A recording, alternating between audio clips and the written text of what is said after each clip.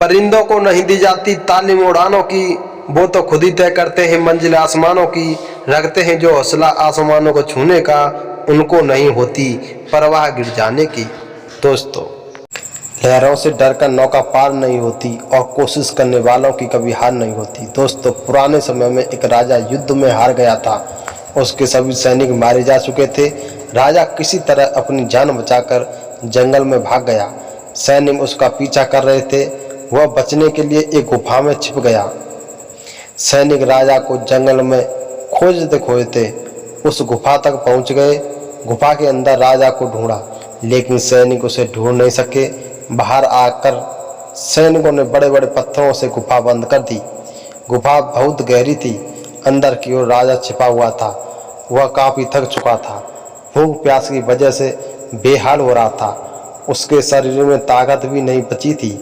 शत्रु सैनिक गुफा बंद करके वहां से चले गए तो राजा अंदर बैठा बैठा सोच रहा था कि अब तो उसका जीवन खत्म हो गया।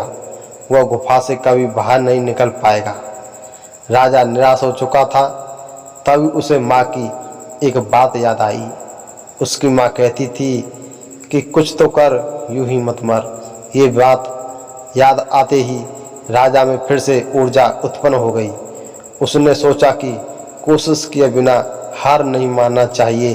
राजा गुफा के द्वार से पत्थरों को हटाने का काम शुरू कर दिया।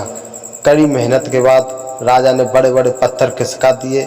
किसी तरह राजा ने बाहर निकलने की कोशिश की और जगह बना ली। राजा गुफा से बाहर निकाल और अपने मित्र राजा के पास पहुंच गया। मित्र राजाओं की मदद से उसने शत्रुओं को पराजित कर दिया और अपना राज वापस प्राप्त कर लिया। सीख, इस कथा की सीख यही है कि हमें सफलता मिलने तक हार नहीं मानना चाहिए। जिस पल हम हार मान लेते हैं उसी समय असफल हो जाते हैं। दोस्तों, यह वीडियो अच्छी लगी तो हमारे YouTube चैनल काका लव गुरु को लाइक एवं सब्सक्राइब करें और बेल आइकन दबाना ना भूलें।